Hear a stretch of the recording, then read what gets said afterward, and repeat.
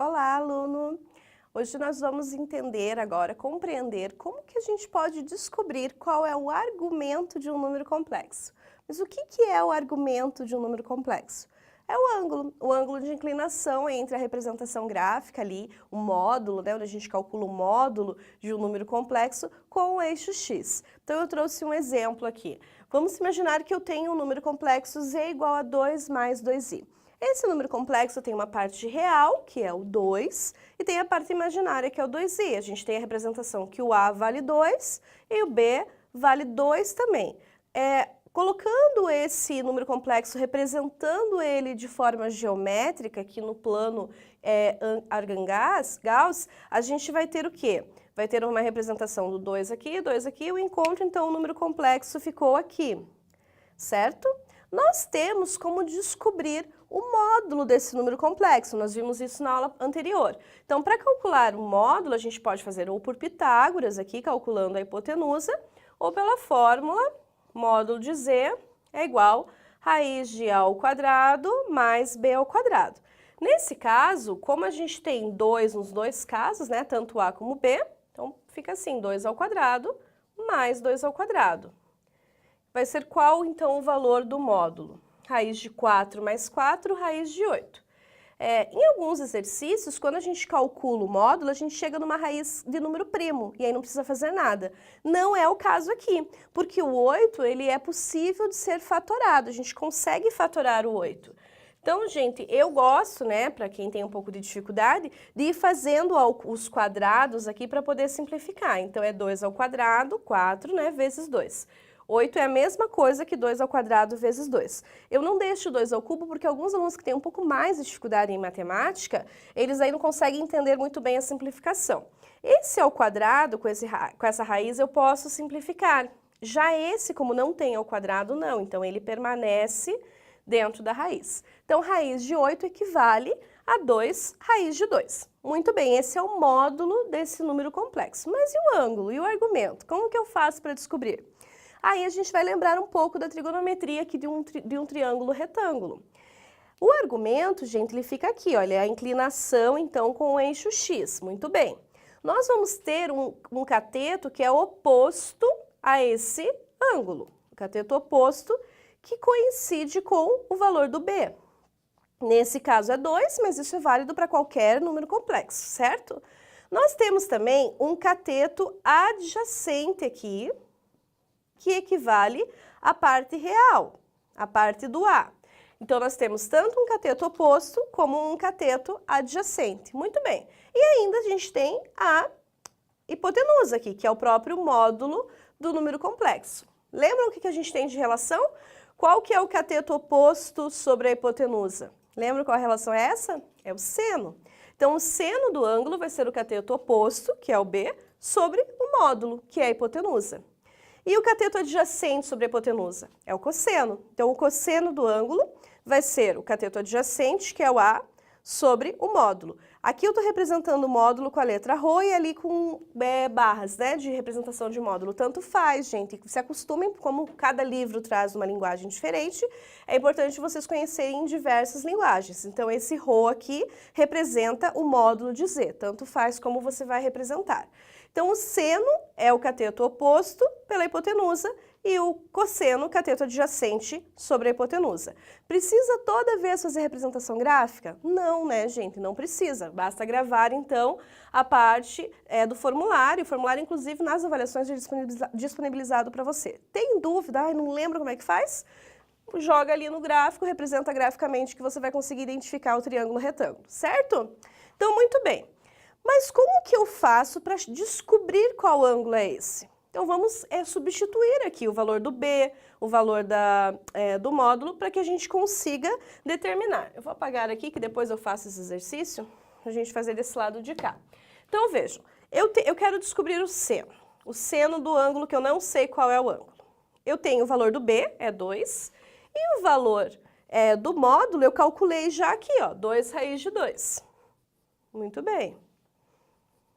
Esse 2 com esse 2 dá para simplificar, não convém deixar raiz aqui no denominador, a gente racionaliza, gente. Então, vamos racionalizar, o que eu vou ter? raiz de 2 sobre 2. Então, eu sei que o seno do ângulo é raiz de 2 sobre 2. O seno, não sei o ângulo ainda, mas já fica uma dica aí para vocês, né? Alguns talvez já lembraram quanto que é o ângulo que o seno dá raiz de 2 sobre 2. E o cosseno? O cosseno é A, que nesse caso coincidiu, vai ser exatamente o mesmo valor sobre o módulo. Também é raiz de 2 sobre 2. E aí, gente, você vai lembrar daquela tabelinha básica com os ângulos notáveis de 30, 45 e 60 graus. Tem até musiquinha da Xuxa para decorar essa tabelinha, para lembrar dos valores de seno, cosseno e tangente. Então, se você lembra da tabelinha, se não lembra, vai pesquisar, vai decorar de novo a tabelinha. Nós temos aqui ó, que o seno e o cosseno, ambos são raiz de 2 sobre 2, são os mesmos valores, quando o ângulo é 45 graus. Então, a gente descobriu que o argumento equivale a 45 graus. Vocês vão perceber nos exercícios do livro ou quando forem resolver exercícios de múltipla escolha que normalmente o ângulo não é representado em graus, e sim em radiano. Como que transforma em radiano? Esse aqui, talvez você já saiba de cor, que é π sobre 4 radiano. Mas e se você não lembrar, como é que faz para transformar? Regra de 3, gente. O π equivale a 180 graus. 45 graus, quero descobrir. Faz a regrinha de 3 lá e aí detalhe, não vai dividir e transformar no número decimal. Vai simplificando a fração, porque o radiano sempre aparece como fração mesmo, não como número decimal, ok?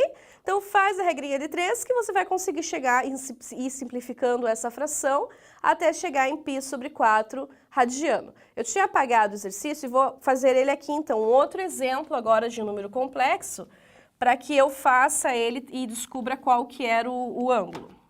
Então vejam, z igual a menos 1 mais i. Primeira coisa, precisa descobrir o argumento, começa pelo módulo, porque você precisa do módulo, né? Você precisa do módulo tanto para o seno como para o cosseno. Então, o módulo desse número complexo, raiz de a ao quadrado mais b ao quadrado. Da onde veio essa fórmula? Pitágoras. Valor de a, menos 1. Valor de b, 1. Então, substitui na fórmula. Raiz de menos 1 ao quadrado é 1, 1 ao quadrado é 1, resultado, raiz de 2. Então, esse é o módulo do número complexo, raiz de 2. Muito bem, quero descobrir o valor do seno. O seno do ângulo, que eu não conheço, que eu quero descobrir, é b sobre ρ. b é 1, ρ é o módulo que eu acabei de descobrir, raiz de 2. Lembra que eu falei, não pode deixar raiz de 2 na parte de baixo? Racionaliza. Raiz de 2, vai dar raiz de 2 sobre 2. Esse é o valor do seno. E o cosseno? O cosseno tem um detalhe. O menos 1 aqui, ele é importante esse sinal aqui. O valor do a é menos 1, tem um negativo. Menos 1 sobre raiz de 2. Racionalizando, você vai obter menos raiz de 2 sobre 2. Muito bem. O ângulo, que os dois valores são iguais, de seno e cosseno, você sabe que no primeiro quadrante é 45 graus. Mas aí apareceu um valor negativo ali. E aí, enquanto eu apago o quadro, você vai pensando, como que eu faço quando um dos dois der negativo? Veja só, eu não posso dizer que é 45 graus, porque 45 graus, o valor do seno é raiz de 2 sobre 2 e o valor do cosseno também é raiz de 2 sobre 2. Então, vamos lembrar mais um pouquinho da trigonometria. Lá no seno, gente, quando a gente está trabalhando lá no arco trigonométrico, o seno é esse eixo aqui. A gente sabe que o seno ele é positivo na parte de cima e negativo na parte de baixo. E o cosseno? Como que fica? O cosseno é o eixo aqui, né, horizontal, ele é positivo do lado direito e negativo do lado esquerdo. Muito bem. Olha o que a gente teve. A gente teve um seno que é positivo e um cosseno que é negativo.